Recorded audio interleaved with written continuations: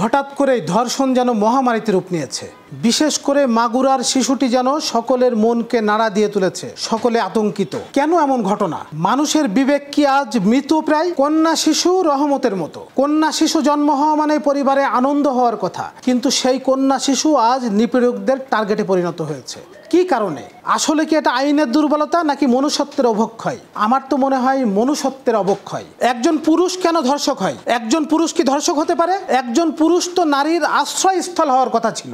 ধর্ষকদের শাস্তি জনসম্মুখে করা সহ ৬ দফা দাবি নিয়ে শিক্ষার্থীরা আজকে আন্দোলন করেছিল শাহবাগে। সেখানে নারীদের নিরাপত্তা সহ সমাজে অরাজকতা নিয়ে বিভিন্ন দাবি দেওয়া ছিল। প্রথমে শিক্ষার্থীরা শাহবাগ মোড় অবরোধ করতে চেয়েছিল। পুলিশ শিক্ষার্থীদের সাথে আলাপ আলোচনায় জনদুর্ভোগ লাঘব করতে ছাত্রছাত্রীদেরকে জাদুঘরের সামনে অবস্থান নিতে বলে। বিষয়টা এ পর্যন্তই সীমাবদ্ধ ছিল এবং ছাত্রছাত্রীরাও সেই পর্যায়ে ছিল। কিন্তু হঠাৎ করে কোনো একটি দল শাহবাগের মোড় দখল করে এবং শাহবাগ মোড়ে বসে পড়ার পরে জনদুর্ভোগ শুরু হয়। যেহেতু এখন পবিত্র রমজান মাস, কর্মজীবী মানুষদের বাড়িতে ফেরার যে সময়টা, সেই সময়টা যদি শাহবাগ মোড় অবরোধ করা হয় তাহলে এটা জনদুর্ভোগের চরম সীমায় পৌঁছে যায়। স্বাভাবিকভাবেই পুলিশ জনদুর্ভোগ কমাতেই ছাত্রদেরকে বারবার মূল রাস্তা থেকে একটু সাইডে আন্দোলন করার জন্য উৎসাহিত করে।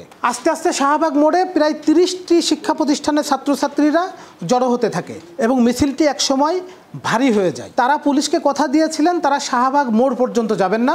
এই আন্দোলন মিছিল দাবি দেওয়াগুলো তারা শাহবাগ মোড় থেকে একটু বাইরে থেকেই জানাবেন।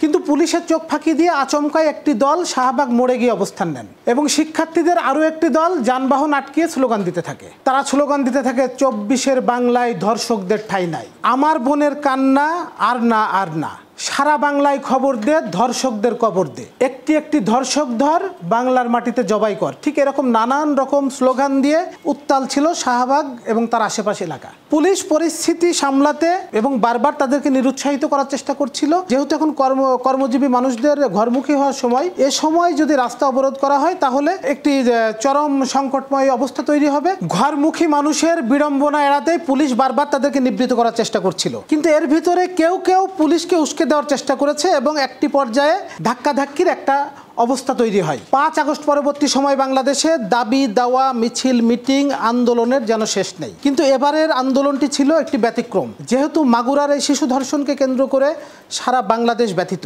একটি ছোট শিশু যার বয়স সবেমাত্র ৮ বছর, তার ভিতরে এখনো নারীত্ব জন্ম নেয়নি। সে একটি সাধারণ ছোট শিশু, প্রতিটি মানুষের হৃদয়কে ব্যথিত করেছে।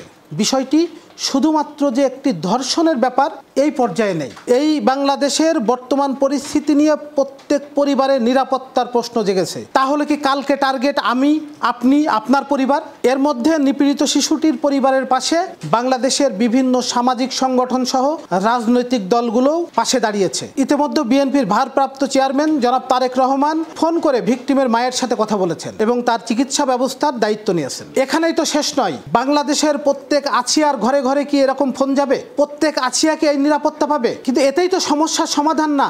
আজকে যে শিশুটি নির্যাতনের শিকার হওয়ার পর কারো ফোন পেল, তার পরিবার বা তার পাশে থাকার আশ্বাস পেল, কিন্তু আমরা কেন আশ্বাস পাচ্ছি না? আমাদের পরিবারের প্রতিটি শিশু থেকে প্রতিটি নারী, প্রত্যেক বয়সী মানুষ অবাধে কেন বাংলাদেশে চলতে পারবে না? অবাধে কেন বেড়ে উঠতে পারবে না?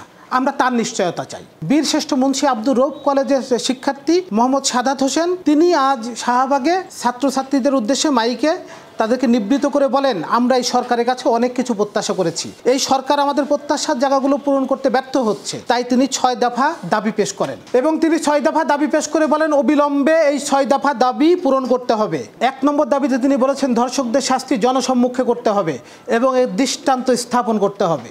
২ নম্বরে তিনি বলেছেন ধর্ষকদের বিরুদ্ধে 0 টলারেন্স ঘোষণা করতে হবে। ৩ নম্বর দাবিতে তিনি বলেন ধর্ষণের ২৪ ঘন্টার মধ্যে গ্রেপ্তার করতে হবে। ৩ নম্বরে তিনি বলেন কোনো ধর্ষণের ঘটনা ২৪ ঘন্টার মধ্যে ধর্ষককে গ্রেপ্তার করতে হবে, মেডিকেল রিপোর্ট তৈরি করতে হবে এবং ভিকটিমের সাক্ষ্য গ্রহণ নিশ্চিত করতে হবে এবং পরবর্তী ১৫ কার্য দিবসের মধ্যে ধর্ষকের ফাঁসি নিশ্চিত করতে হবে। এরকম ৬টি দাবি নিয়েই আজকে শিক্ষার্থীরা শাহবাগ অবরোধ করেছিল।